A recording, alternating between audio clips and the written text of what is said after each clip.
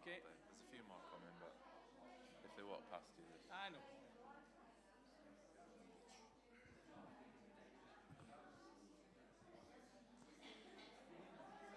Good evening, everybody. Thanks for coming.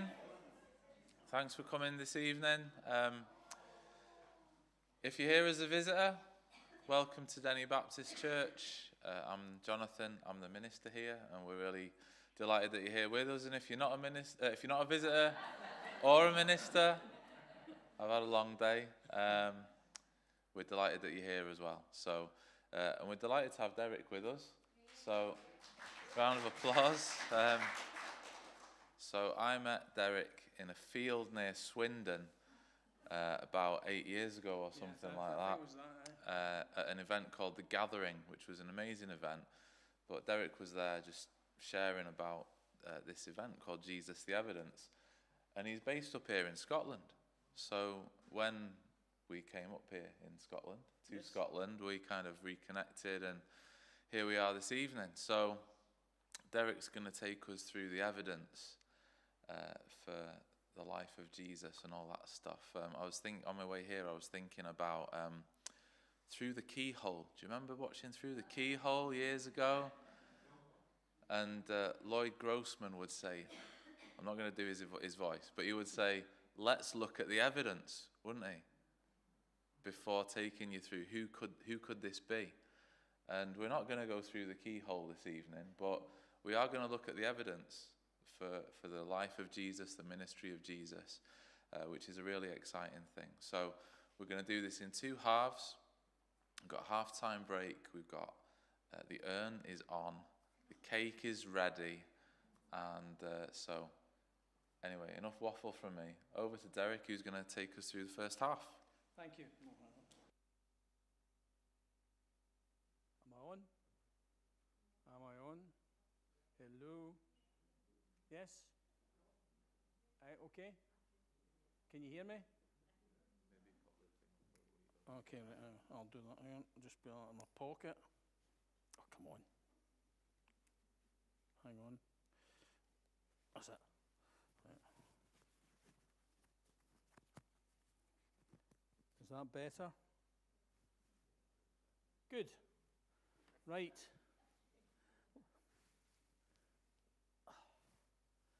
Okay, so what we're going to talk about this evening is the historical and rational basis for Jesus being the Son of God.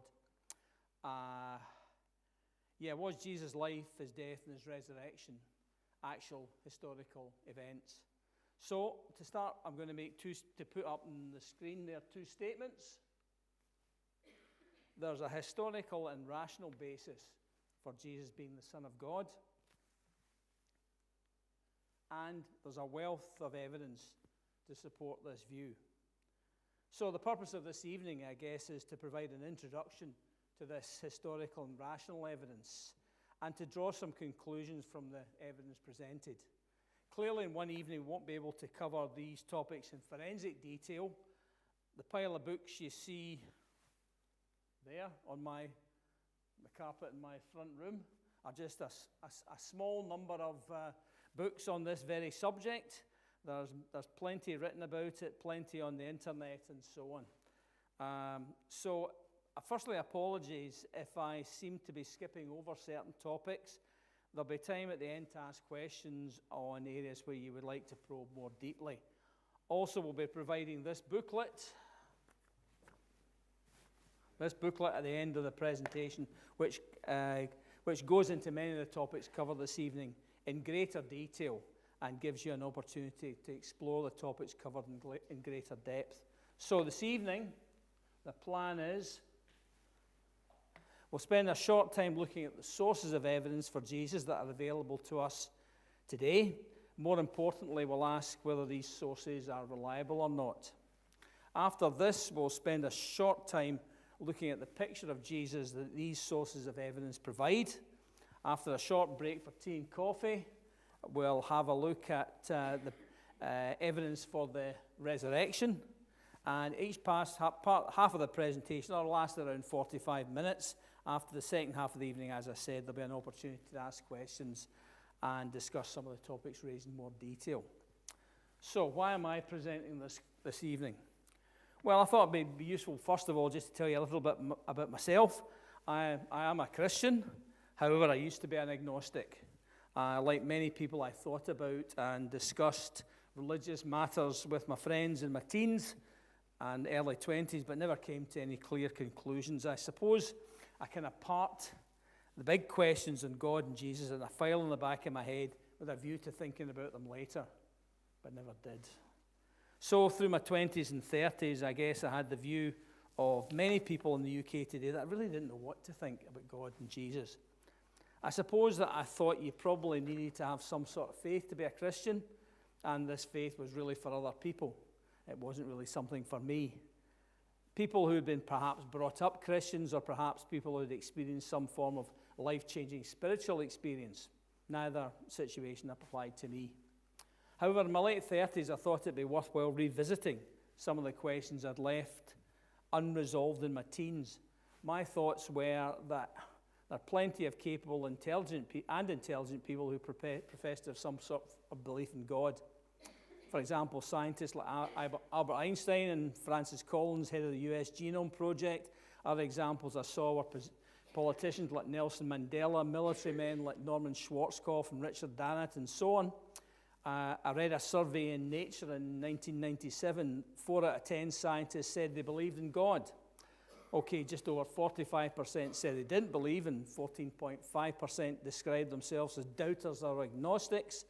However, a figure of 40% surprised me. Why did they believe? Also, if I looked at the religious leaders in this country, they were clearly intelligent men and women. If these people had some sort of belief in God, then perhaps it was worthwhile looking at this again to try and find out why. At this time, I happened to meet a colleague when I was on a business trip to the USA who turned out also happened to be a Christian. I wasn't aware of this until I asked him where he'd been on holiday that year. He replied that he'd been over to Oxford in the UK on missionary work. As you might imagine, that sparked my curiosity, as of course it was intended to do. I didn't think that churches sent people to Oxford in the UK for missionary work, and the conversation turned to spiritual matters. The upshot of the conversation was that he said he'd send me a few books that might help with the questions I had. Sure enough, 2 weeks later, I received a package containing a copy of The Case for Christ by Lee Strobel and the Bible. Now, did reading The Case for Christ turn me into a Christian? Well, frankly, no, it didn't. But what it did do was act as the starting point for my own investigation into who Jesus is. I was amazed at what I found. I was amazed at my own ignorance of the evidence I found. How can I be living in a Christian country and not be aware of this stuff? So, the reason I'm presenting this evening is that I kind of think it's important to share the information I found with others and allow them to draw their own conclusions. Anyway, enough of me. Let's get into the meat of the evening. So, the sources of evidence. Now, when you read this book, I'll provide at the end of the presentation, you'll see that about half of it is devoted to reviewing the sources of evidence we have for Jesus and assessing how reliable these sources are. For tonight, I've really tried to provide a brief summary of this. But before I get going, I guess I want to cover one point, is there's a view out there, and maybe in your heads, I don't know, well, did Jesus really exist? Well, I think it's fair to say that the overwhelming majority of historians that specialize in this period of history agree that he did exist. This is just a brief excerpt from Wikipedia I just pulled off, and it's, as you can see, the contrary perspective that Jesus was mythical is regarded as a fringe theory. And indeed, there's a quote from a guy called Bart Ehrman, who's an eminent Jesus scholar and an atheist, but he clearly says, whatever else you may think about Jesus, he certainly did exist. So, we can come to our own conclusions about who Jesus was, starting from the preconception that he did actually exist. So what are the sources of evidence for Jesus? Well, we've got the 4 Gospels in the Bible, the letters of Paul in the Bible, the Gospels of Jesus that didn't make it into the Bible, sometimes called the apocryphal Gospels, written sources from outside the Bible dated to shortly after Jesus' life, archaeological evidence, and circumstantial evidence. Now, I think of these, the most often overlooked is the last point, circumstantial evidence. I'd like to just think about this for a minute. Christianity has existed on this planet for a very long time. Christianity has more followers today than any other religion on earth. However, we know there was a time when there were no Christians on this planet. So, why are there Christians today? Well, rational cause and effect tells us that at some point in the past, something must have happened, some cause, that had the effect of compelling some people who weren't Christians to become Christians. Now, that might sound like stating the obvious, but for all of us, atheists, agnostics, Christians, those of other faiths, this provides a direct challenge. Cause and effect tells us that the start of Christianity is a historical event. As a result, when and why Christianity started can be studied like any other historical event. Historians of all faiths and no faith have been doing this kind of thing for about 150 years. The key point we mustn't lose sight of is that something happened to cause all the Christianity we see all around us today. Something must have happened to start it all in the first place. And given all the historical research has been directed to finding out what happened, all of us, you, me, can come to our own informed view of what we think happened. So, let's have a very brief look at the sources historians use for the research.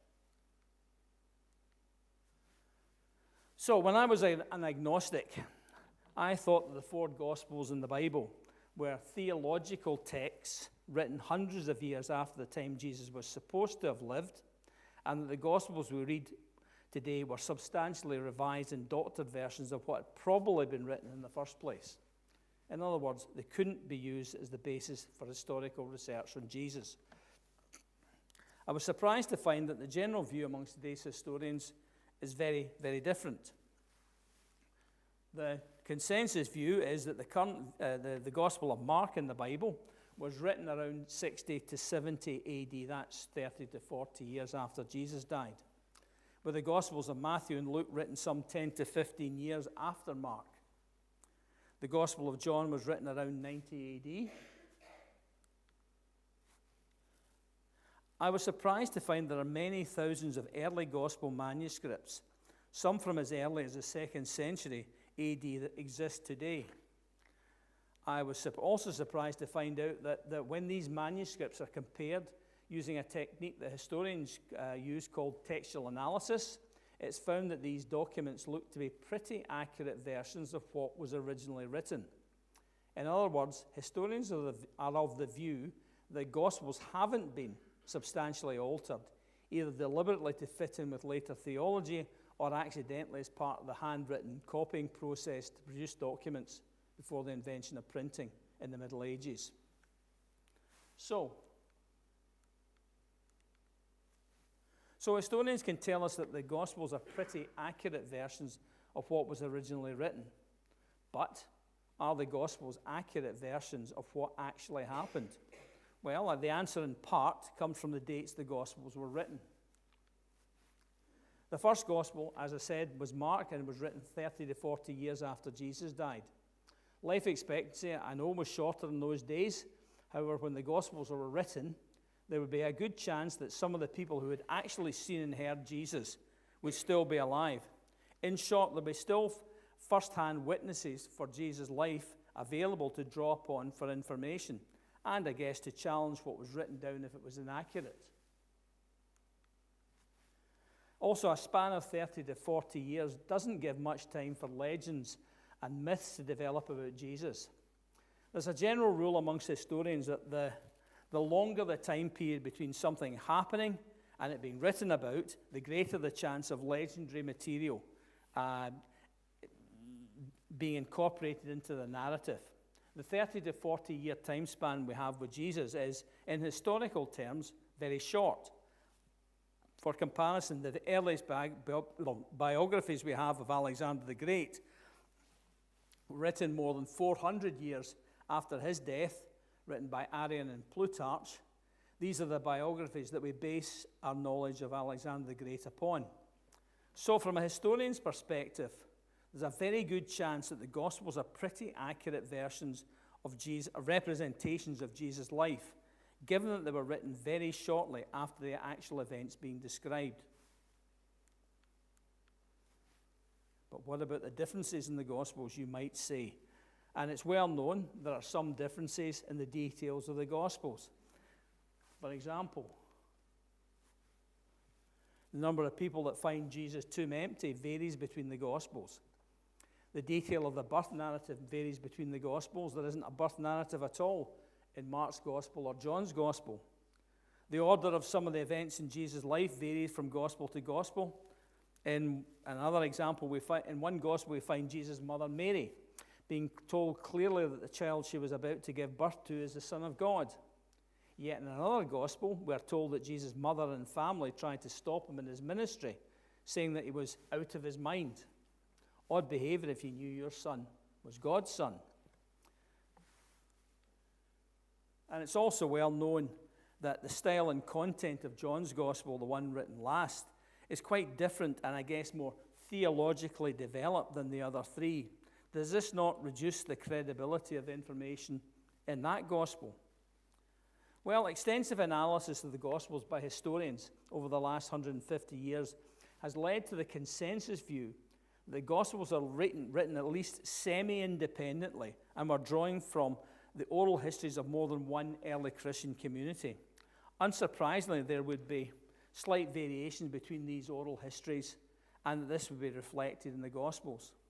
Also, as John's Gospel was written once Christianity and Christian theology was more developed, I guess it's unsurprising that that is reflected in the content of John's Gospel. However, what is surprising is that these differences exist in today's Bibles. What this clearly tells us is that these awkward differences have been left in, lending evidential weight to the view that the Gospels we read today are accurate versions of what was originally written. Okay, so we've covered the Gospels in very quick detail. We'll go on to Paul's letters as another source of evidence we have for Jesus. Is the early Christian apostle Paul wrote to early Christian communities in Rome and other locations in the eastern part of the Roman Empire. These were written 15 to 25 years after Jesus died. In other words, they were written before the Gospels were written. So, there's also a consensus view amongst historians that the majority of the letters of Paul in the Bible were genuinely written, well, I suppose dictated by Paul himself. In the letters is clear evidence that Christian worship and belief were already well developed. Logic tells us that this must have happened earlier than 15 to 25 years after Jesus died. One example is the passage from Paul's letter to the Corinthians. That's 1 Corinthians chapter 15. This is one of the letters historians are confident was actually written by Paul. It says, "Now, brothers, I want to remind you of the gospel I've preached to you, which you've received and in which you have taken your stand.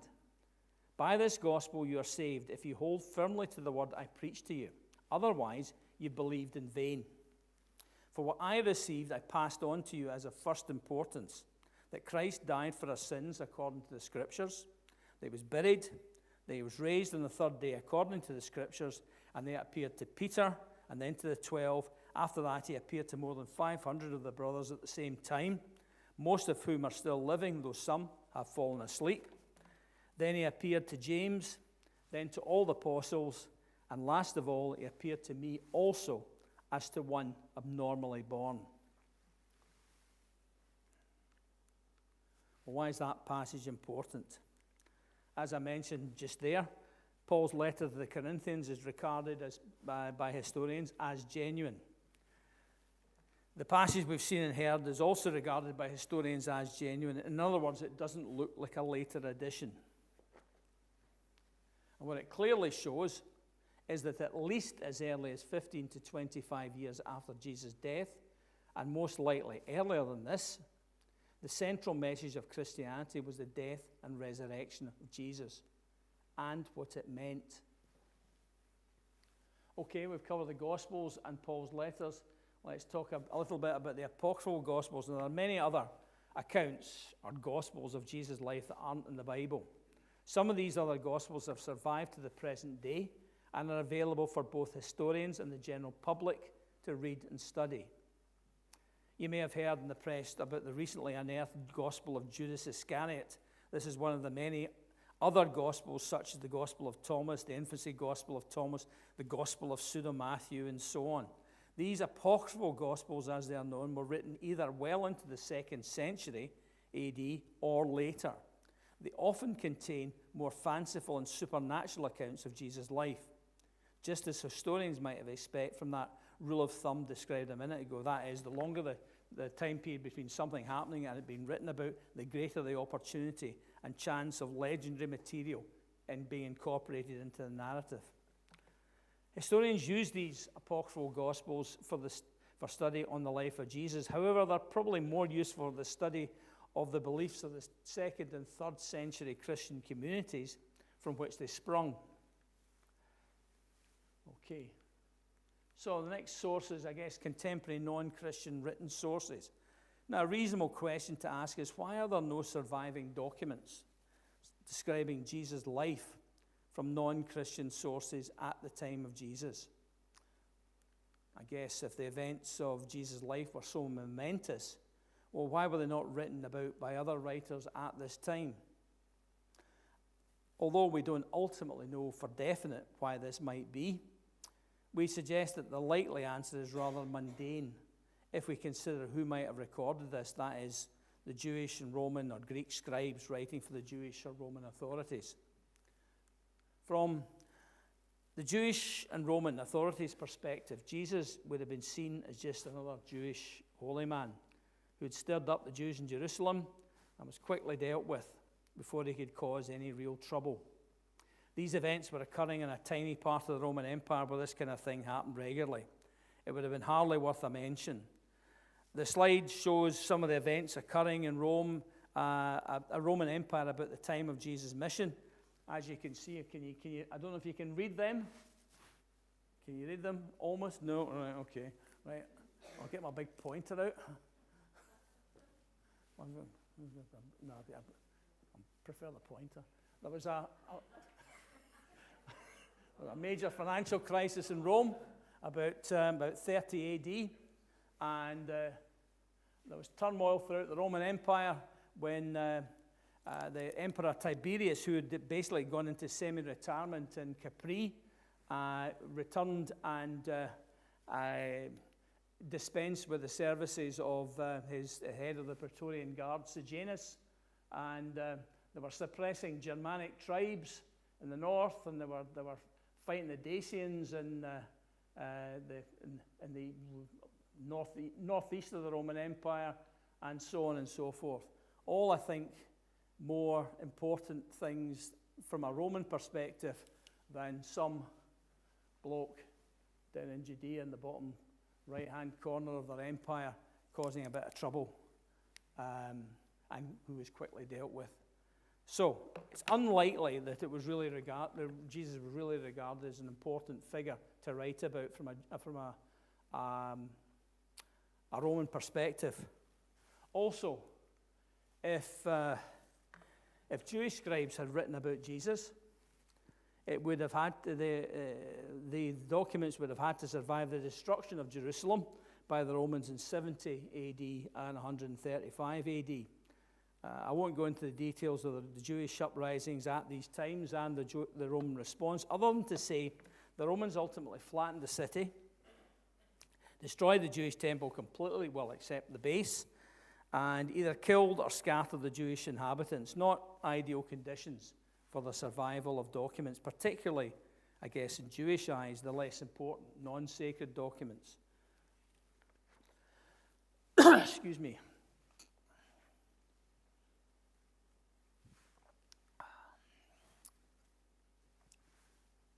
Well, is that it? Well, no.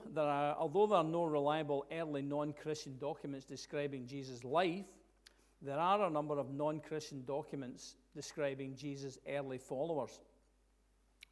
In the booklet, we provide a more extensive review of these documents and what they say. However, tonight there's just one reference I'd like to focus on. That is Tacitus, who was a Roman historian. In his History of Rome, he describes how Nero persecuted Christians as scapegoats to divert a suspicion away from himself for the Great Fire of Rome in 64 AD. Now, what does that admittedly brief mention of Christians tell us? Well, one thing it tells us is that there were a sufficient number of people who saw themselves as Christians in Rome in 64 AD to be singled out for attention by Nero. If you think about this for a minute, to be a persecuted minority, there have to be sufficient numbers of that minority to come to the attention of the majority. To use an example, consider asylum seekers in the UK. There have been people seeking asylum in the UK for many, many, many years. However, they've only begun to be seen as a group called asylum seekers when their numbers grew significantly around the turn of the millennium. So, the reference in Tacitus tells us less than 35 years after Jesus' death, there was a Christian community large enough and vocal enough to be noticed by the emperor and worthy of persecution in Rome.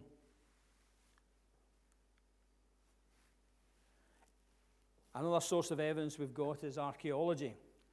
In the booklet, we spend some time looking at archaeological evidence from first century Judea and Galilee. Time doesn't allow me to spend any time on this evening. However, other than to say that the available archaeological evidence doesn't contradict what appears in the other written sources. In broad terms, archaeological finds provide a generally supportive picture of the details that appear in the Gospels. So, these then are the sources of evidence that historians, you and I, can draw upon to understand who Jesus was and is. So when examining the evidence, what do today's historians agree upon regarding the life of Jesus? Well, when I was doing my research into who Jesus is, I read a book by the historian Professor E.P. Sanders called The Historical Figure of Jesus. E.P. Sanders is regarded as a leading figure in research on the historical Jesus. This particular book was written in 1993. In the book, Sanders provides a few brief details about Jesus, which he says are, to quote him, amongst historians almost beyond dispute. These are: Jesus was born circa 4 BCE, near the time of death of Herod the Great. He spent his childhood and early adult years in Nazareth, a Galilean village. He was baptized by John the Baptist. He called disciples. He taught in the towns, villages, and countryside of Galilee, apparently not the cities. He preached the kingdom of God. About the year 30 AD, he went to Jerusalem to Passover. He created a disturbance in the temple area. He had a final meal with his disciples. He was arrested and interrogated by Jewish authorities, specifically the high priest, and he was executed on the orders of the Roman prefect, Pontius Pilate. Now, Sanders then goes on to provide what he refers to as a short list of equally secure facts about the aftermath of Jesus' life. Again, these are historical facts that the majority of today's historians are agreed actually happened after Jesus' death. These are: his disciples first fled. They saw him, but in what sense is not certain, after his death. As a consequence, they believed he would return to found the kingdom. And they formed a community to await his return and sought to win others to faith in him as God's Messiah. Now, I wonder if any of you find this list surprising. I know I did it. I know I did when I first read it as an agnostic. I was surprised that the accepted historical view of Jesus' life and its aftermath was so close to be what I understood to be the biblical view. When we look at evidence for the resurrection later this evening, I'll come back to this list, along with some of the circumstantial threads of evidence regarding early Christianity I've touched on so far. However, before this, I'd like to briefly look at what the evidential sources tell us about Jesus himself. The sources of evidence indicate that Jesus' disciples thought he was the Son of God and the Messiah. Well, were they correct?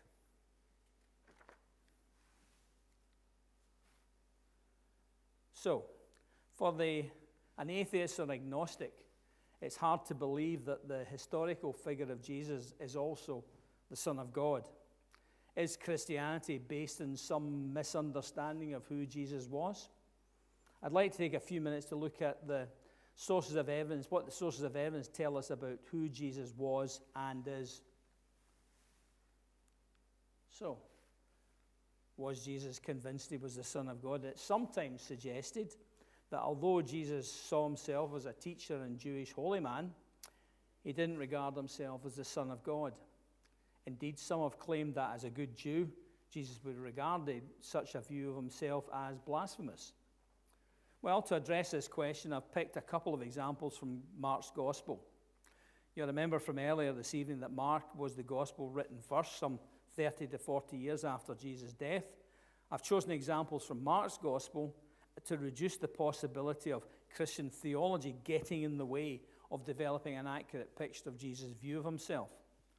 Now, when we look at Mark's Gospel, we can see clear evidence of Jesus thinking and acting in a manner consistent with his believing he's the Son of God. For example,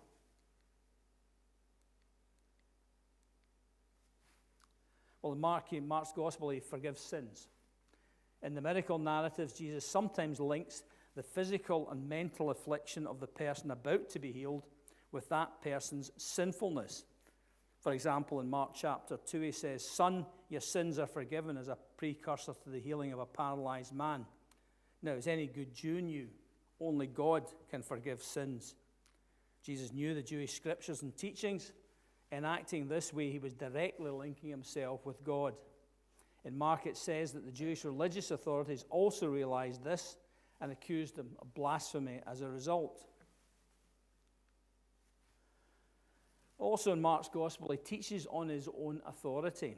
Now, this might appear as a bit of a technicality, but in Judaism, you require two people to conduct religious teaching, one to witness what the other was teaching and vice versa. Jesus, however, makes a point of teaching alone. He precedes many of his teachings with the word, "I tell you the truth." Well, so what, you might say? Well, any other Jewish teacher in the first century would say something like, "I tell you the truth, and here's another teacher standing next to me that will verify I'm telling the truth." So why is that important? Well, a Jewish audience would know only God can teach on his own authority. Again, Jesus is linking himself with God in teaching in this particular way. In Mark's Gospel, he refers to God as Father or Abba. That's Aramaic for dad or daddy. Well, so what, you might say again? Isn't God regularly referred to as Father in the Christian church? It doesn't mean that Christians believe that God is an actual biological father. Well, I guess the problem here is we're used to a Christian view of having an intimate father-child relationship with God, a relationship modeled on Jesus' relationship with God. As a result, it's been common in the last 2,000 years to refer to God as Father. However, to first century Jews, calling God Father would be blasphemous. Jews weren't even allowed to mention God's name. That's the tetragram YHWH, often pronounced Jehovah, if you're allowed to pronounce it.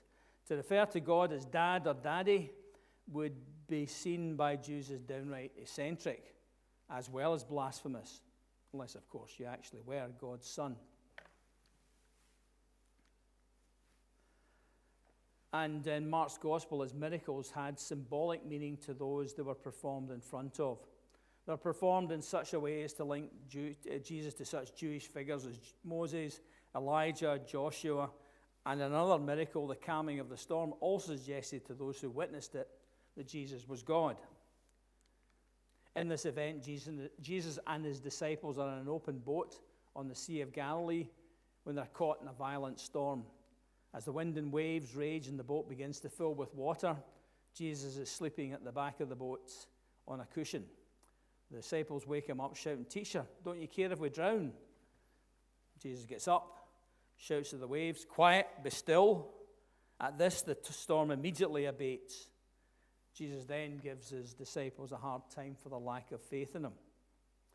Now, at this time, Jews believed that only God had control of the elements. Further, Jews believed that Satan's home was under the waters of seas and lakes.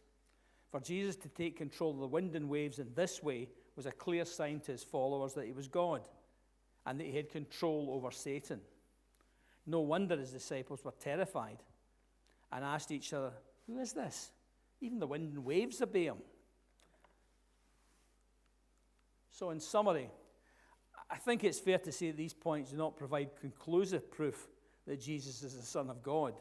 However, it certainly indicates that it was very likely he thought of himself in this particular way. Or was he massively deluded to think of himself as in this way? I think you'd all agree that if someone thinks they're the Son of God, we'd agree they were massively deluded. So was Jesus severely deluded to think of himself in this particular way? Well, in the booklet we look at what psychologists think of Jesus' mental condition when they review the sources of evidence. And the conclusion we come to is that there are no hints of evidence or direct evidence suggesting Jesus was exhibiting any of the behavior patterns associated with delusional behavior.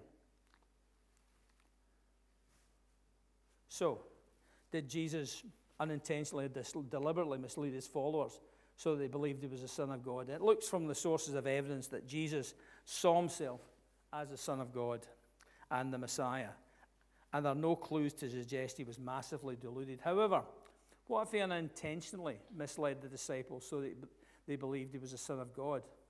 What if he sincerely believed he was the Son of God but was just wrong? Alternatively, what if he deliberately misled the disciples? What if he had some other agenda for saying he was the Son of God?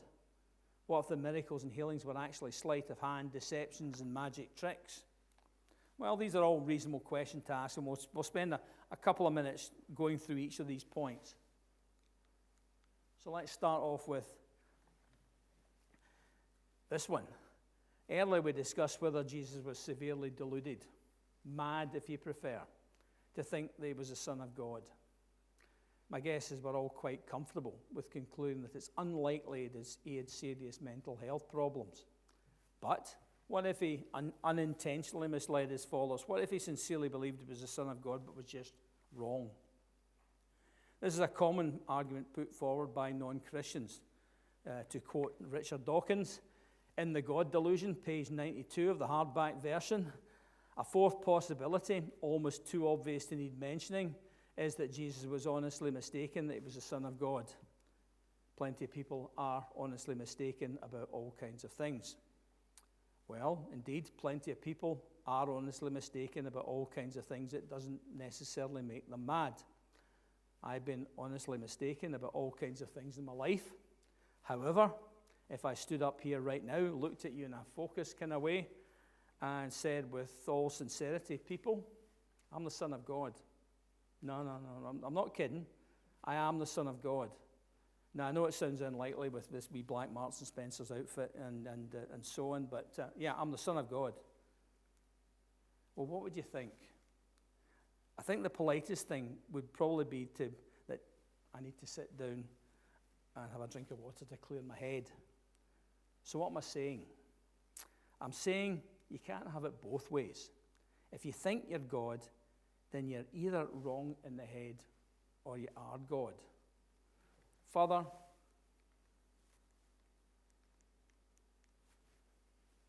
if you think you're God and are prepared to do something about it by going on a mission that collects followers, challenges the established religious order, and ends up getting you killed and most of your followers killed, then you really are wrong in the head, or God. So, given what I've just said, it's pretty unlikely he unintentionally misled his followers. Could he have deliberately misled his followers so they believed he was the Son of God? What? As I said, what if all the miracles were just elaborate hoaxes? Hypnotism, magic tricks, sleight of hand, and so on. Now, we know that some other charismatic leaders in the past have deliberately misled their followers. Could Jesus have done something similar? We explore evidence for this in the booklet, and we come to the conclusion there is nothing in the sources of evidence to suggest Jesus deliberately misled the disciples. So, from a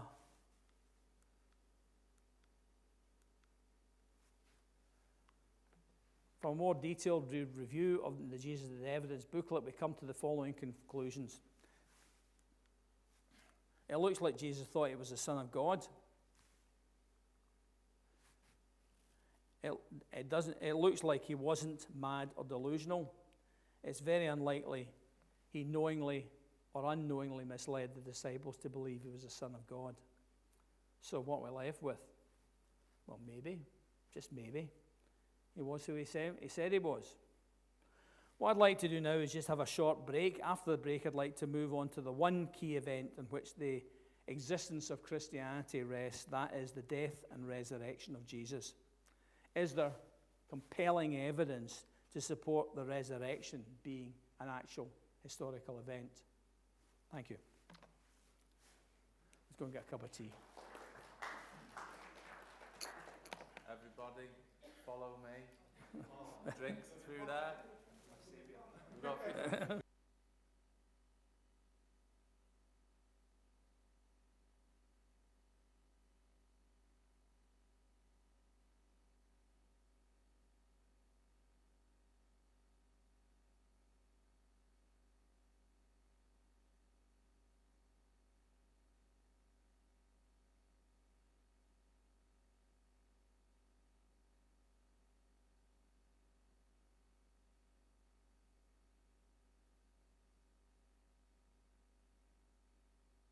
The second half's about to start. Just before it does, this is the half-time adverts. So we have an evening service once a month, but as a bonus, we've got 2 in March. So not 1 but 2. So this coming Sunday evening, we have our evening service with Mark Penman from Victory Outreach Glasgow. Mark, it's exciting, isn't it? So Mark was born in Denny, raised in Bonnybridge, and after leaving the army, he found himself involved in football hooliganism, in violence and addiction, before one day crying out to God. So Mark's going to be coming and sharing a bit of his story and the gospel, so you'd be really welcome to join us for that. And then later in the month, on the back of this flyer, this exciting double-sided flyer, we've got D. Jess, who's the minister from Tillicootree Baptist Church, coming and sharing his story as well. He's worked in New Zealand, he's worked in London, he served God as a missionary in Northeast Asia for over a decade, and got an amazing story. So a couple of things to look forward to there. You'd be really welcome to join us at any of those. Peter, later on I'm going to be using this as a roving mic, the blue one as a roving mic later for the Q&A. So just to get that one prepped. But for now, so feel free to get your questions ready so that I can rove with the mic. But back over to Derek for the second half. Thank you. There he is. Pop that there. Right. It looks as if I haven't lost anybody. Well, but you might know if I lost anybody. Right, okay, well, let's go for resurrection, the evidence. Right, okay, so to start our look at evidence for the resurrection, I'd like to return to the list of events on the life of Jesus from the historian E.P. Sanders' book, The Historical Figure of Jesus. You might remember from earlier on that we went through a list of what Sanders refers to as a list of secure facts about the life and death of Jesus and the aftermath of Jesus' life. These are historical facts that the majority of today's historians are agreed actually happened before and after Jesus' death. So let me repeat the last bullet points in Sanders' list.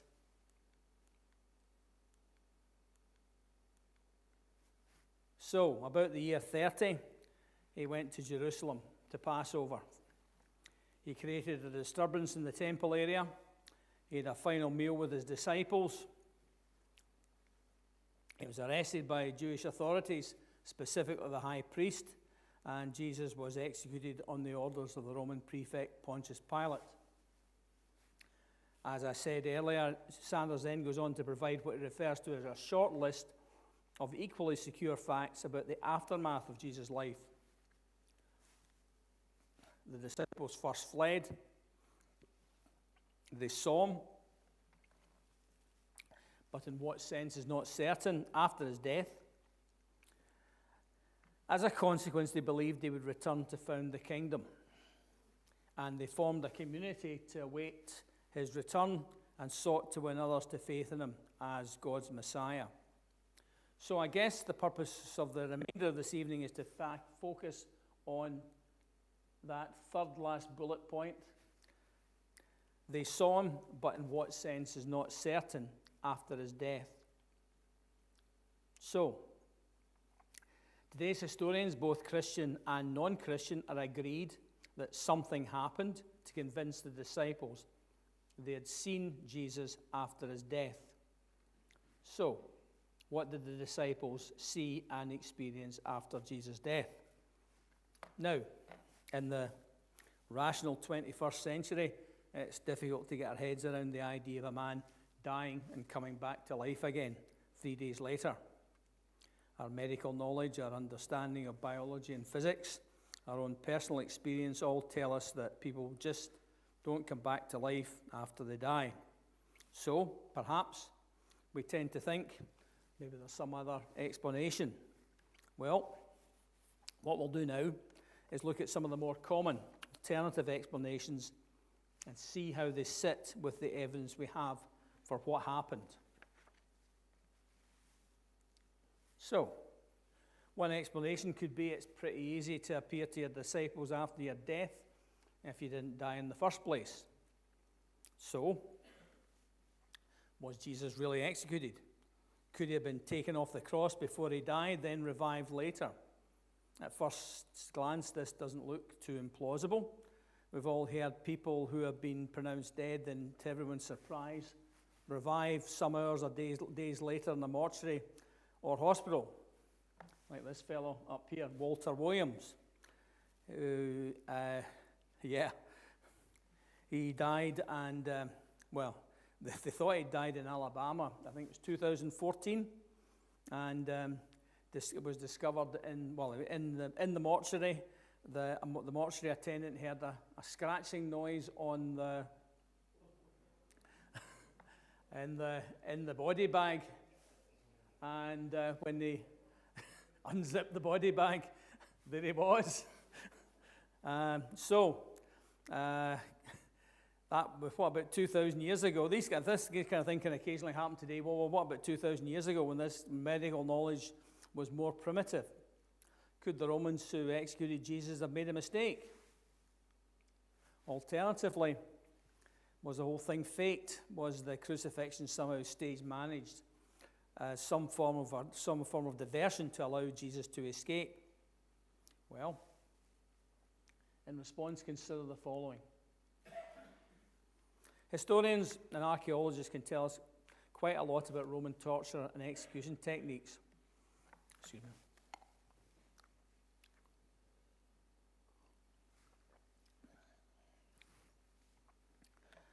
I won't go into the gory details here. There are plenty of books and TV programs about this very subject if you're interested. Now, what our knowledge of Roman torture and execution tells us is that it was very, very unlikely that anyone survived a Roman crucifixion. Now, we know of some examples from other historical sources that it could happen, but this was a very rare occurrence. Now, even if Jesus could have been taken down before he died, and nails taken out his wrists and his feet, he would have been unable to use his hands because all the nerves and all the tendons and so on and so forth would have been crushed, and he wouldn't have been able to walk. It's very unlikely he would have ever made a full recovery. Also, he wasn't executed by amateurs. Roman soldiers did the job. Now, they might not have had 21st century medical knowledge, but they knew exactly how to kill someone. That's what they were trained to do. They're professional career killers. Also, he was executed in the orders of the Roman governor of Palestine, Pontius Pilate. One argument goes that perhaps the soldiers were being bribed by persons unknown not to kill Jesus. Instead, they were to stage manage a fake execution. Well, firstly, that would have been pretty difficult as it was a public execution, as all crucifixions were. That was the whole point, to act as a warning to others not to disturb the Roman order. Secondly, if this had been found out, the soldiers would have disobeyed a direct command from the Roman ruler of Judea. A slow and painful death would have been the inevitable result. Also, the evidential sources we discussed earlier agree that Jesus was tortured and flogged before he was crucified. So, just suppose he was able to survive the crucifixion. Just suppose there was some plot to get him off the cross. Well, what kind of condition would he have been in? Hardly an impressive sight for the disciples a few days later. Hardly an inspiration for the disciples then to go and spread the message of a risen Christ triumphing over death throughout the Eastern Roman Empire. So, in summary, it's highly unlikely that Jesus survived his crucifixion. It's also highly unlikely that the whole thing was stage managed either. However, as you might be aware, the fake crucifixion theory has had some popular currency in the last few years.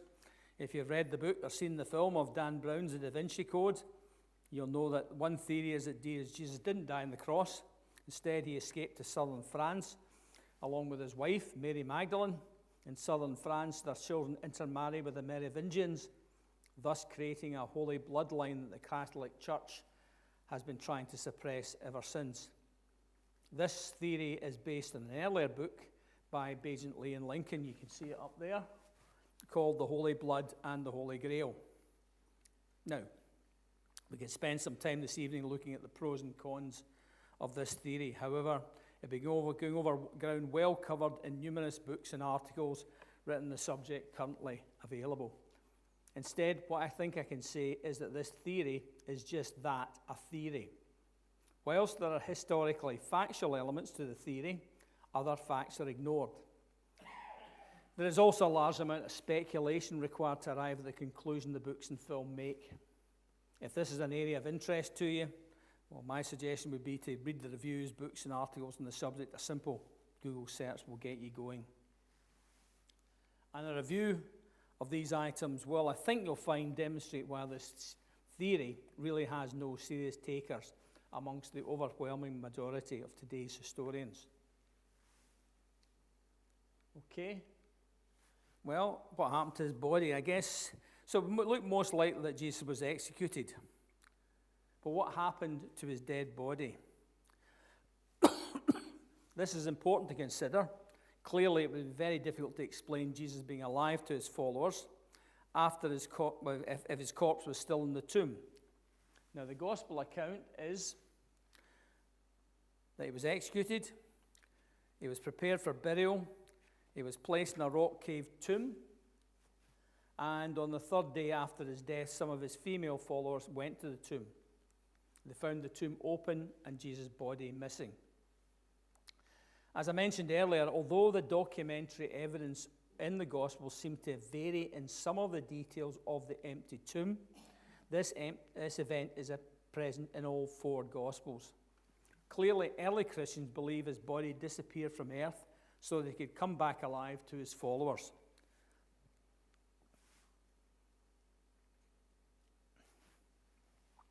Okay, are there any other explanations why his body might have been missing from the tomb? Well, perhaps the best way of looking at this, of approaching this, is to look for a motive. Who could have removed the body from the tomb, and what would their motive be for doing so? Well, I guess the Romans could have.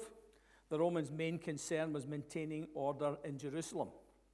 Their motivation for executing Jesus, as we've seen from E.P. Sanders' list, was in direct response to the disturbance Jesus had created in the temple area. This disturbance created the unrest the Romans were always seeking to avoid in this very volatile part of their empire. Now, Jesus had some very devoted followers. Perhaps the Romans were concerned that by leaving Jesus' body in the tomb, it had become a shrine to Jesus and a focal point for further unrest. This line of thought does have some modern parallels. For example, at the end of the Second World War, the Russians discovered Hitler's body in his burnt-out bunker in Berlin. However, they destroyed the body so that it couldn't be buried. Their concern was that Hitler's grave would become a focal point for Nazi sympathizers in the future. However, what undermines this theory is that very shortly after Jesus' death, his followers are going around saying that he's risen from the dead. They're making a nuisance of themselves and causing the very disorder the Romans were trying to avoid. Indeed, the Romans then spent the next 350 years trying to suppress the disorder that developed throughout the Roman Empire as a result of this one event. So, to nip all this in the bud, to stop it all getting out of hand, if the Romans had taken Jesus' body, well, would they not have produced it? Now, a common fate for corpses of crucifixion victims was that they were thrown in the municipal rubbish dump and then were eaten by wild animals and dogs. If this is what the Romans had done with Jesus' body, of course, they may not have had it to produce. However, it would have been a relatively simple thing to publicly state this is what had happened to the body. However, we've no direct evidence or even hints of evidence that this happened. So we have to conclude that it's unlikely that the Romans were responsible for the empty tomb. The Jewish authorities, their motive for taking the body and the counter-arguments are pretty much the same as the Romans. Well, what about the disciples? Would they have a motive for taking Jesus' body from the tomb? This would also look to be unlikely. I personally can't think of a motive that they might have for doing this. Also, the disciples believed that Jesus was raised from the dead and were prepared to die for that belief. In most cases, they did die for that belief. If they had taken the body, why then would they make up a raised from the dead story and be prepared to die in defense of that story? It really doesn't make any sense. What about grave robbers? Now, to me, the idea that grave robbers stole Jesus' body looks like more of a possibility. Grave robbing did occur at that time. Robbers were looking for the valuable goods, sometimes buried with a body. In fewer cases, they were looking for the body or body parts for use in magic rituals. Well, was there anything to steal in Jesus' tomb? The Synoptic Gospels mention that Jesus' body was wrapped in linen cloth. No grave goods are mentioned. Grave robbers usually steal the goods buried with a body, not the decomposing body itself. John's Gospel mentions about 34 kilograms of myrrh and aloes were wrapped in the linen cloth around Jesus' body. Now that would be worth stealing. However, John's Gospel also tells us that Jesus' grave clothes were in the tomb, with the burial cloth neatly folded, when the disciples entered the tomb and found Jesus' body missing. This doesn't fit with the grave robbing theory. If you're robbing a grave of spices wrapped within the linen binding around a dead body, it would make sense to either take the wrapped body from the tomb to be unwrapped to remove the spices elsewhere, or to unwrap the body in the tomb and take the spices. In the first scenario, there would have been no body or grave clothes left in the tomb. In the second scenario, there would have been an unwrapped body and the grave clothes in the tomb. So, we know from a few Roman and Greek sources that dead human bodies or body parts were used in magic rituals around the Roman Empire. However, the practice wasn't rife, and we have no evidence that this occurred within the Jewish part of the Roman Empire. Indeed, Jews would have found this kind of behavior abhorrent. The burial occurred in Jerusalem, the most Jewish of Jewish towns and cities. This makes the concept of a stolen body for the purposes of magic even less likely than if the burial had occurred in, say, Rome or Athens or wherever. So nobody seems to have a particularly strong motive for either taking the body or keeping it a secret if they did take the body. One final point is worth mentioning on this subject. The disciples of Jesus were the founders of what we know as Christianity.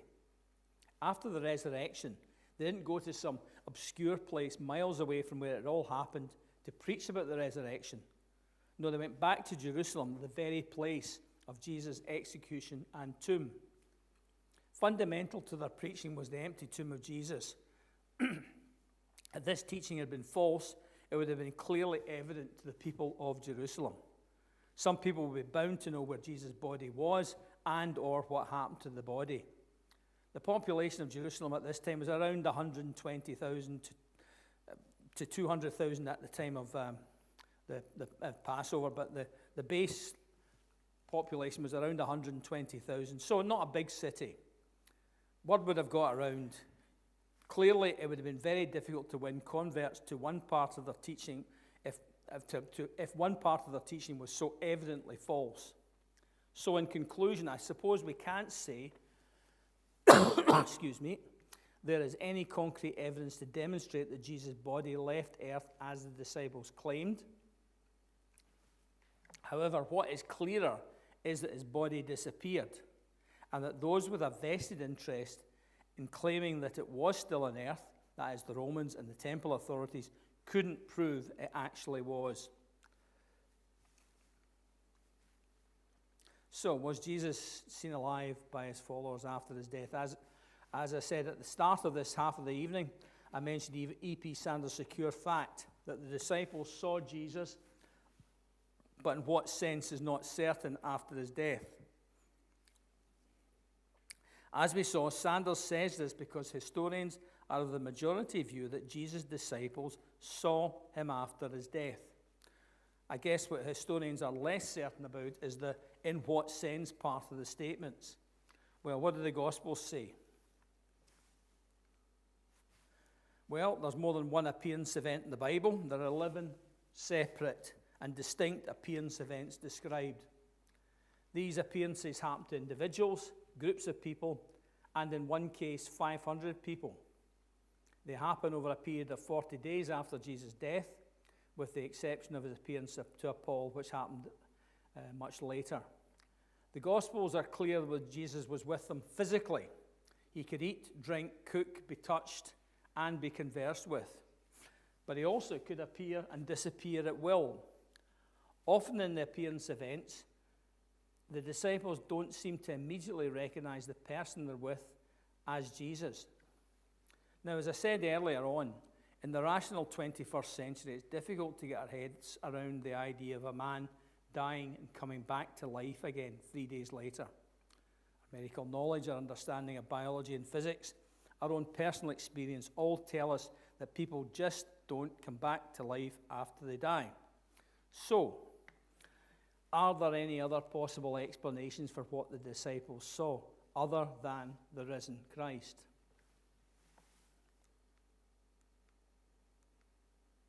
Well, did they see a ghost? And I suppose for us in the rational 21st century, this is about as hard to grasp as seeing the resurrected Jesus. However, the descriptions of a physical Jesus that could eat, drink, and be touched doesn't really sound like a spectral appearance. Well, were they subject to some form of hysteria? Well, the followers would have been very distraught after Jesus' death. That can make people a bit irrational and unstable. Is it possible that seeing Jesus alive again was all in the mind? Some form of mass hallucination? some form of fevered imagination, or maybe some kind of wish fulfillment. Well, in response to this, our knowledge of psychology tells us that hallucinations are individual occurrences. They aren't something that happen to groups of people at the same time. I digress here a minute. When I was writing this, I was kind of interested to try and find out a little bit more about what causes people to have hallucinations and how hallucinations work. So I did what everybody does these days. I typed hallucination in Google, and I got a whole lot of articles about what causes hallucinations and so on and so forth. Very useful stuff. Medical articles and so on. And then I decided, okay, let's see what happens when I type in mass hallucination. Well, what happened then was I got a whole lot of articles about conspiracy theories and Atlantis and all kinds of stuff. Nothing medical at all.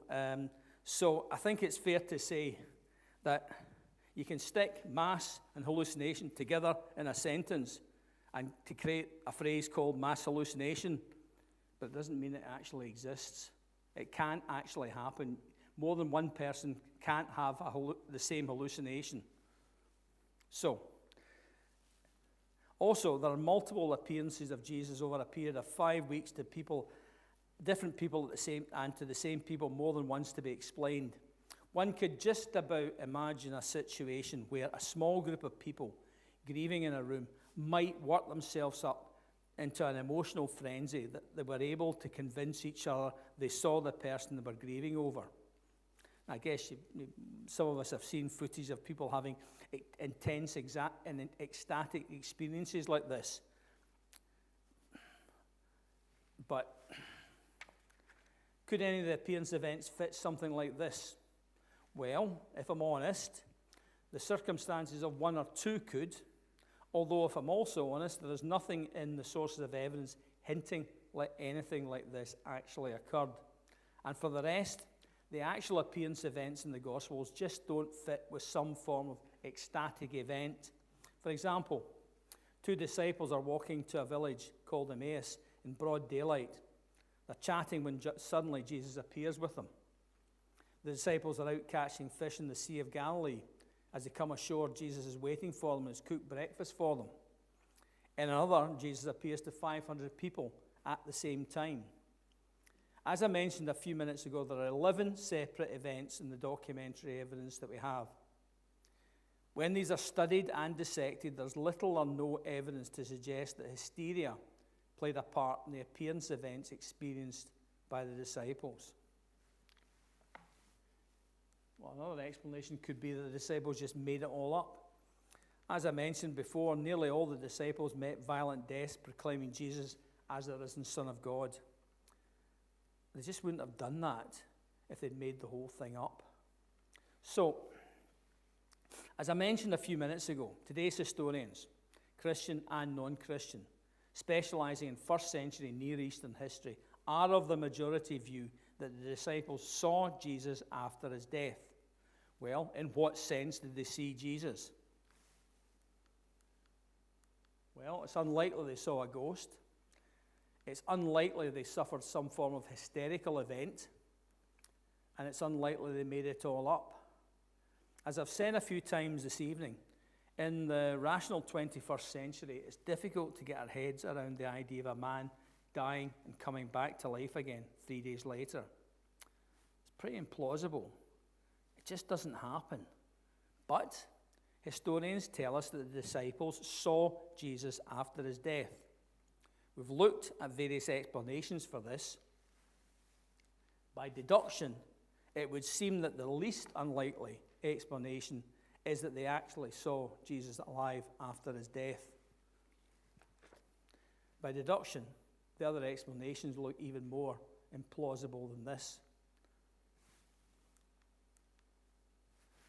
So, is there any other evidence to support the resurrection? I think the answer to that is yes. There is. Would be a clear yes. Consider the following.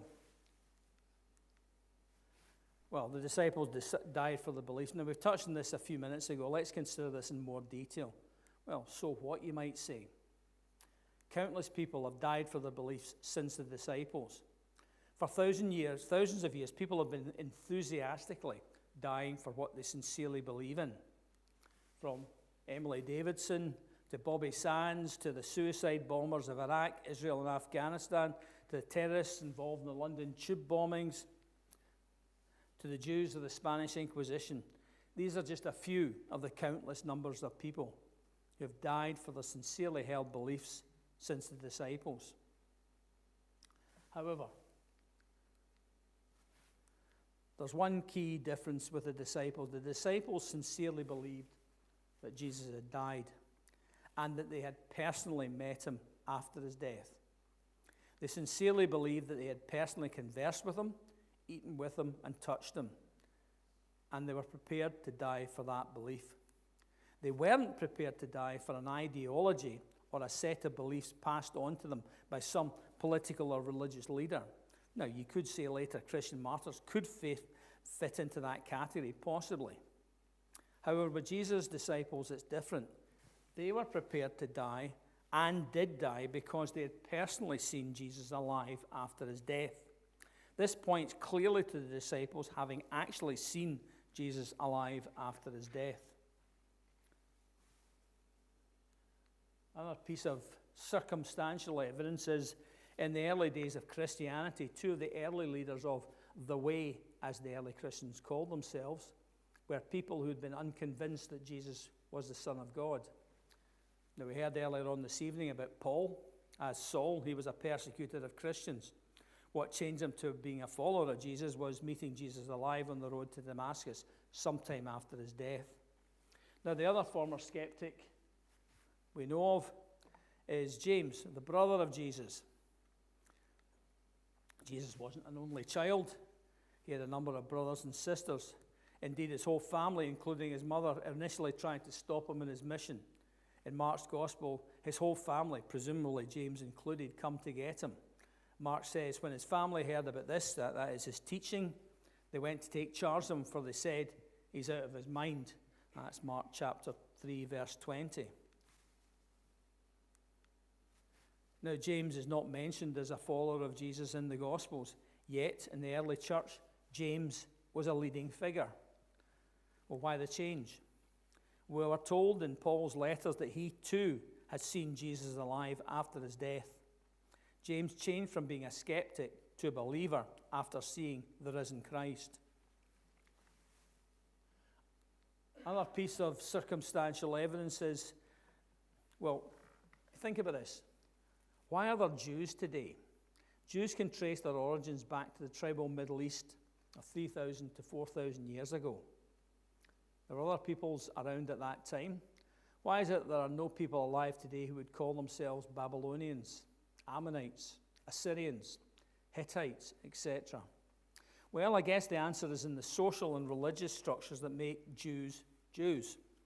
Jewish people have lived side by side with non-Jews for the last 2,000 years, but have remained distinctly different because of their own customs, laws, eating habits, and so on. Now, to Jews, these things are what make them who they are and are terribly important to them. Now, some have viewed the early Christians as just another Jewish sect, and I suppose in a sense they were. However, they were different from those other Jewish sects that existed at that time. These other sects didn't disagree on the fundamentals of Judaism. The first Christians were all Jews, and we have clear evidence that early after Jesus' death, that these Jewish Christians reject many of the foundations of Judaism, an enormous social leap and one that brought with it great personal risk to their lives. We also have evidence that these changes weren't made lightly or easily by the early Christians. So what were the changes? Well, the Christian Jews stopped offering animal sacrifice. They eventually rejected that belief in keeping Moses' law, not the Ten Commandments, but the other eating and social and sacrifice laws that Jews believed was the way to be right with God. They changed their Sabbath from Saturday to Sunday. They believed in a Trinity, one God in three forms. This was blasphemy to the Jews. They believed the Messiah had come. Jews were and are still waiting. They initiated the new ritual of the Lord's Supper, a ritual that celebrates Jesus' victory over death. Now, why did these early Jewish Christians make these changes? Because the leaders had seen Jesus alive after his death, remembered his teachings, and were therefore compelled to make these changes. Another piece of circumstantial evidence, I guess, is earlier this evening we talked about how quickly after Jesus' death Christianity caught hold and spread through the Roman world. Well, why did that happen? And why did it, equally importantly, why did Christianity survive, particularly when other religious fads we're aware of that existed in the Roman world didn't survive? Why didn't Christianity fizzle out after a few decades? Well, the answer is the resurrection. A core of people witnessed Jesus alive after his death. Sources of evidence tell us that this core of people were transformed from illiterate fishermen, Jewish zealots, tax collectors, and other ordinary people to tireless advocates for the risen Jesus. As we saw earlier from E. Sanders' book, the disciples formed a community to await Jesus' return and sought to win others to faith in him as God's Messiah. They did all this because of the resurrection. Without the resurrection, there would be no lasting Christianity. Without the resurrection, well, frankly, we wouldn't be here tonight. So, I started this evening by making two statements. There's a historical and rational basis for Jesus being the Son of God. And there's a wealth of evidence to support this view. To end, let's review what we've looked at this evening. So, we stated that the Gospels and most of the letters of Paul are likely to provide an accurate account of Jesus' life, death, and resurrection. We stated that the view of today's historians that these documents have been, on the whole, accurately preserved for us and have not been subject to accidental or deliberate modification. We reviewed what other historical information that was contemporary to but out with the Gospels. This provided information that did not contradict what was in the Gospels and the letters of Paul. We presented evidence demonstrating that it was very likely that Jesus saw himself as the Son of God. We suggested it was very unlikely that he saw himself in this way due to some psychological condition. And we also suggested that when the sources of evidence are reviewed, there is no evidence to suggest that Jesus either deliberately misled his followers or unintentionally misled his followers so they believed he was the Son of God. In the second half of the evening, we presented evidence demonstrating it was very likely that Jesus was executed and died. We presented evidence that it was very likely he was buried, and shortly afterwards his tomb was found to be empty. We looked at the possible reasons for his tomb being empty. We suggested that the least unlikely explanation was that his body was no longer on earth. We looked at the historical basis for Jesus' appearances to the disciples. We found that this is regarded as a secure fact by most historians. We reviewed what it was that the disciples saw. We suggested that the least unlikely explanation was that the disciples saw, met, and talked with, and ate with Jesus in bodily form after his death. Lastly, we reviewed circumstantial evidence for the resurrection. We suggested that without the resurrection, it's likely that the disciples wouldn't have died for their beliefs. Skeptics like Paul and James would not have been converted. A clear separation of Jewish Christians and Judaism would not have occurred. The early church would not have emerged and spread so quickly.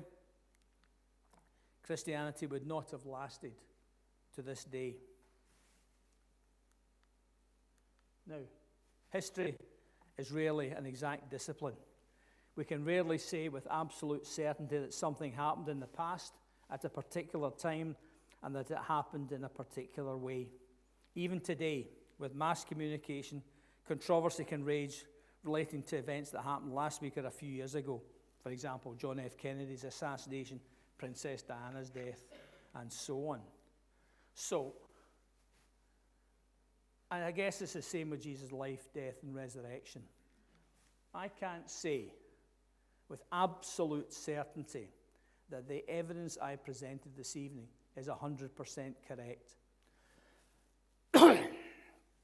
I can't say with absolute certainty that Jesus is the Son of God based on this information I provided this evening.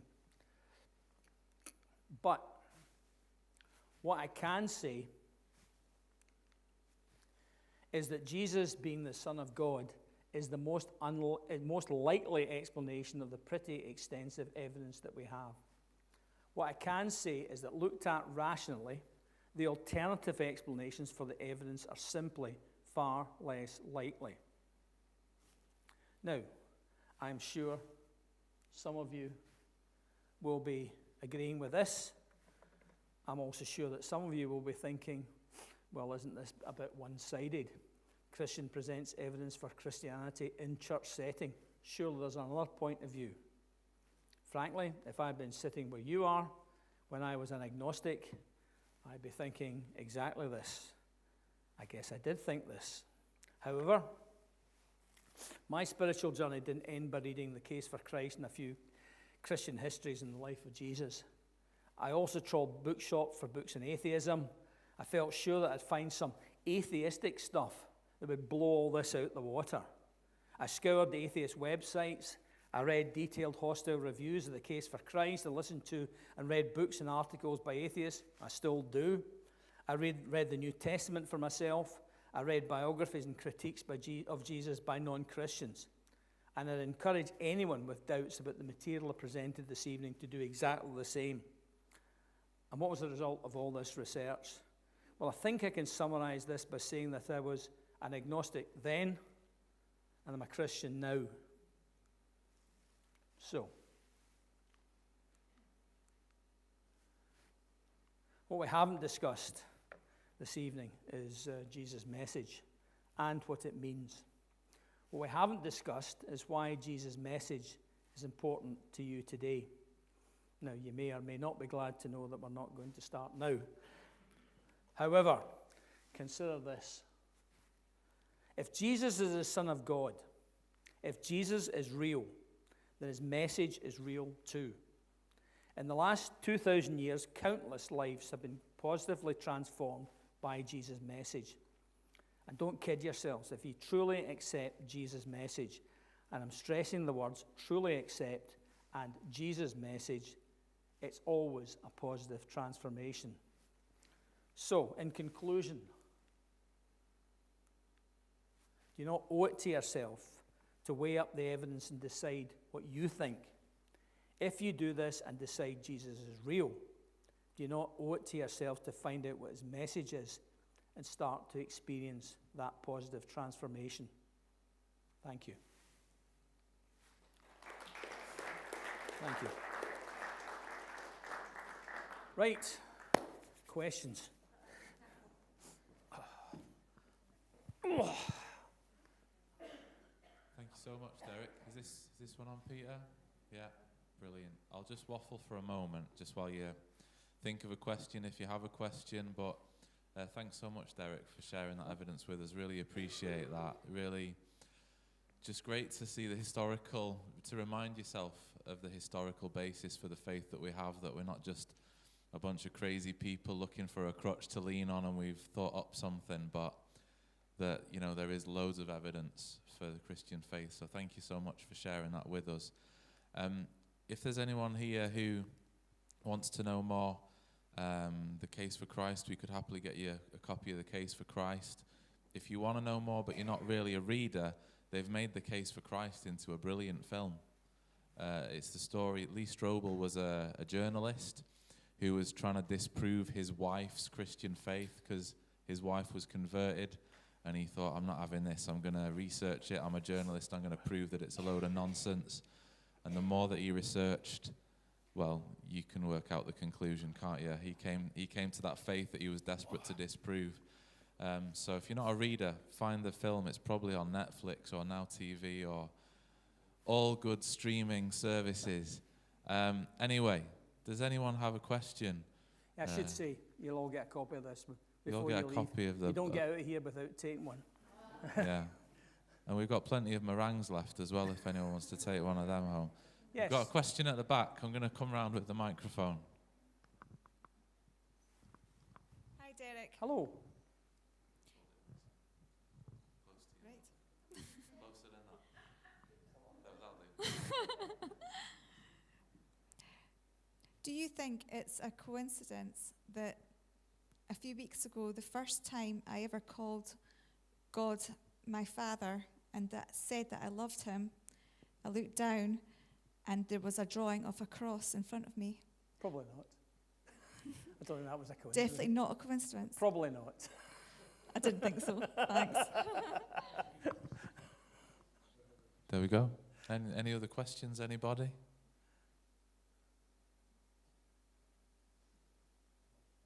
So much pressure. I know. If you don't want to hold the mic, you can tell me and I'll read. I'll do your question. I'll tell you, I'll answer one question. I'll get things going. I'll answer one question you haven't asked because you're probably too polite. I'm very often asked at this point, is all this I presented this evening, is that the basis for you being a Christian exclusively? And the answer is, not really. I guess this got me to a position where I could consider the possibility of a relationship with Jesus Christ. Yeah? And once I was open to that possibility, interesting things started happening in my life. So, and that's, I guess, the thing that took me over the line. So this got me so far, yeah? And I've got a science background, I've got an engineering background, you know. I needed this kind of information to get me into the position where I could think I could actually have a relationship with Jesus Christ. And as I say, that's when interesting things started happening in my life, which took me over the line, if you like. Anyway, that's the question you didn't ask. Any questions, anybody? Yes, here we go on the front row. As Jesus coming back from the dead, basically him proving that he is the Son of God, that is what that is. Yeah, pretty much about. so, yeah. Right. You know, it's he clearly had to give the disciples and his followers an idea that he could triumph over death, and that's, you know, in the Christians believe that, you know, where death is not the end; it's just a stepping stone. And Jesus coming back clearly demonstrated that. Yeah, that's really the important part of it. As Paul says, you know, if the resurrection is nonsense, well, we're all just daft for following this whole thing in our lives and so on. Yeah, he says we're to be more pitied than anyone else, doesn't he? Yes, indeed. If it's all just a waste of time. Yeah, good question. Thank you. Yeah, thanks. Hey, here we go. It's like the Jeremy Kyle show. Let's go over here. The proof that there is a difference in people's lives when they become Christians. And it can be quite dramatic. In your case, it was quite dramatic. Yes. Is it not proof that Christ is alive, Christ was resurrected, and Christ now is at the right hand of God the Father? Yeah, I mean, that's, you're quite right. You're quite right. The thing about this, just remember who I'm trying to, this is supposedly for, atheists and agnostics. You know, when you, in that kind of state, you just, what you've just said, atheists and agnostics just think they're making it up. It's okay. It's important. Yeah, it's a real thing for them, but it's not for me, and so on and so forth. But you're quite right. I mean, look at all the people that have been positively transformed by a relationship with Jesus Christ over the last 2,000 years. it's fantastic evidence if you're prepared to open your eyes and look at it. You know what I mean? Yeah. So you're quite right. But I don't talk about that in the presentation. But I completely agree with you. It's probably the best evidence you could have. Great, thank you. And anybody else? Nope. Right at the back. While I'm walking, let's have a round of applause for our techies at the back tonight. Why we don't hear often people seeing Jesus in the physical form anymore? I think people do. Maybe they just probably don't talk about it very much. And, I'm sure the Christians here will have had real physical experiences in not necessarily seeing Jesus alive in front of them, but, real spiritual experiences that are real. So I suppose maybe Scots folk don't really talk about these kind of things very much. You know what I mean? We kind of tend to bottle it up. I don't know if that's a reasonable answer, but I've certainly experienced a few things in my time since I became a Christian. Definitely. Anyway. Yeah. Brilliant. Hey, another question on the front row. Here we go. So it's not a question that I'm expecting you. It's not a question I'm expecting you to answer. But what I'm thinking is like, why this planet? Why us? When the universe is so massive, like. Well, the thing about it is, it's just hard to get your head around. I suppose we don't really know if there's any other life forms out there.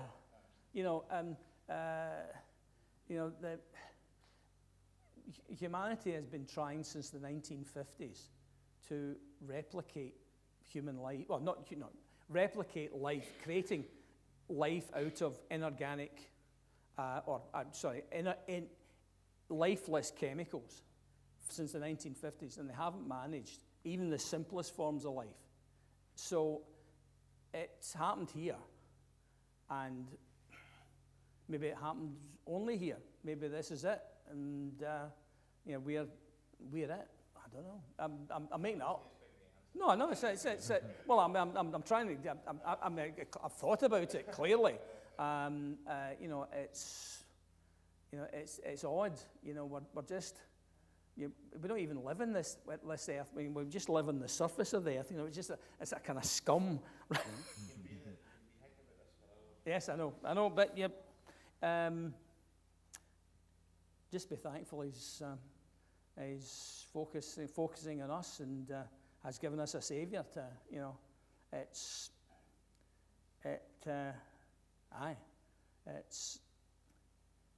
it makes a real difference in people's lives, and as I'm sure many people here can attest. Another question on the front. Just before we go to you, Fiona, I heard it once said that if you see a sculpture, it points us to a sculptor, and if you see a painting, it points you to an artist, and like creation points us to a creator, doesn't it? And the Bible doesn't tell us why we're the only thing, but it does speak of us as being like the pinnacle of creation, made in God's image, and I think that's an amazing thing. And if you want to look into that, Lee Strobel's written another book called The Case for the Creator, just all about all the crazy science stuff that I don't understand, but he's looked into it. Anyway, over to Fiona for our next question. So I've got a firm faith that Jesus is alive and lives and just to save my life. But when I say that to my humanist friend, she says it's a fairy tale. And how could a God allow the things that have been happening in our world? And my explanation is it's not God who he's in that, he's there, he's seen it, he's with the people going through it. And she's like, no. if there was a God, he wouldn't allow that evil to exist. So what do you say to people that are saying that to you? How can you know the mind of God? We're just human beings with limited intelligence, and you're trying to second guess the creator of the universe. He's infinitely more intelligent, he's got infinitely more knowledge than us. He exists all through time at the same time. How can we possibly understand the mind of God? It's, the honest answer is, I don't know why it is the way it is, but it is the way it is. I guess you could argue that it's a direct consequence of God giving us free will. We've got plenty of opportunity to make it as blooming awful on earth as we like, and so But as you say, there's things I know and there's things I don't know. What I know, exactly what you've said. I know that God's been with you through the hard times, will get you through the hard times. I know that's a fact. I know that for definite. But all this other stuff, she's just speculating. So, I know this for a fact, and I know other things for a fact, but, you can't answer everything, it's,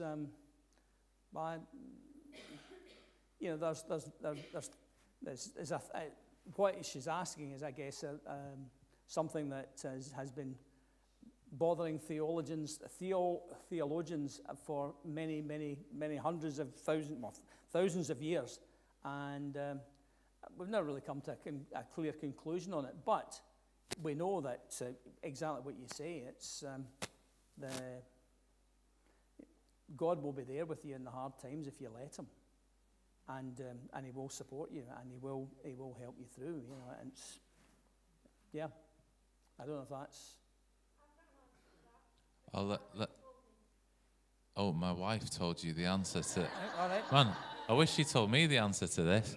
No.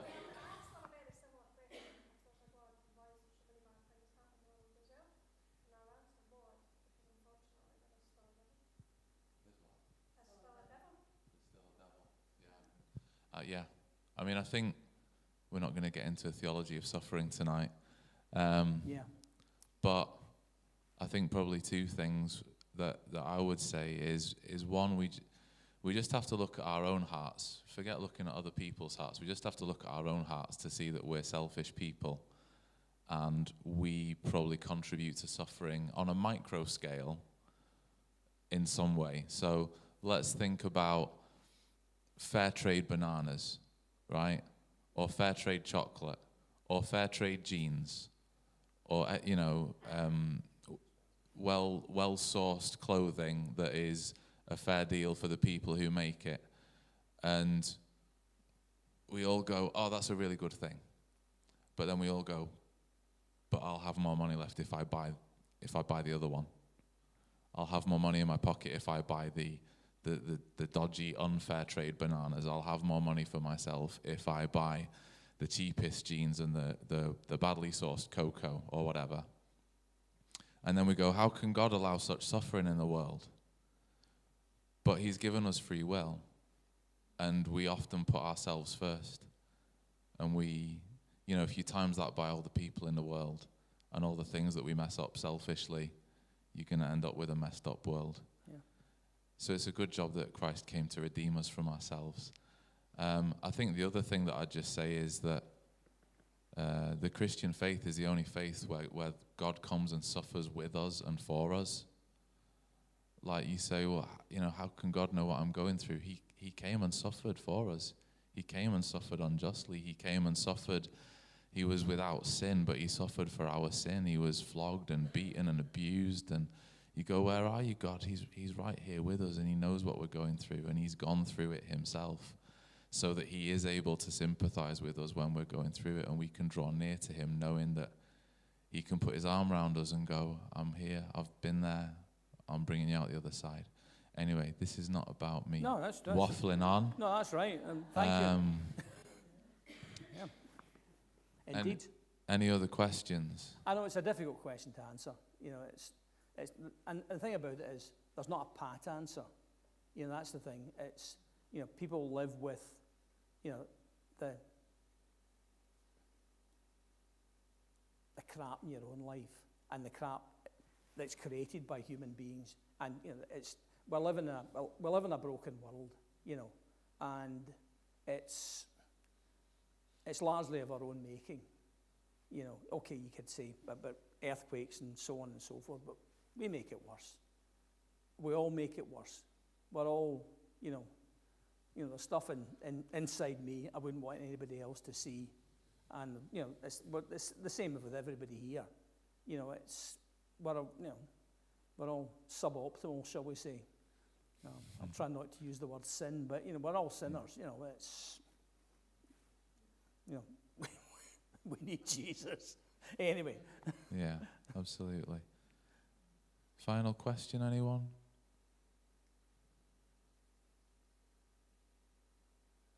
You're done. Good. Amazing. Well, no, thank you so much, Derek. It's been so helpful to see the evidence, to be reminded of the evidence. Often we hear stories. Oh. That wasn't me. Maybe it was me. I'll just go nearer the middle. Often we hear stories of, you know, my life was a mess and I cried out to this God that I didn't know existed and he turned me around, and those stories are still true. But actually to hear someone say, like, I've wrestled with these issues of the historicity of the faith, of the reliability of the faith, whether this is all just one big wind-up, and I've concluded that Jesus is Lord and he's real, and he is who he says he is. That's just a wonderful thing. So thank you so much, Derek. One final time, let's put our hands together. There's a copy of the booklet for everybody, and there's a meringue with your name on it in the back. And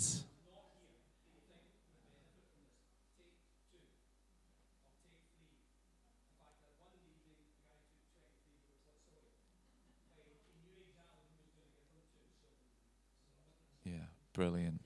And we've got our community meal feeding families on Thursday. Before that, we've got our older people's exercise class on Wednesday. We don't want to forget that. And then we've got our morning service on Sunday, where we're going to be looking at Jesus' statement, I'm the light of the world.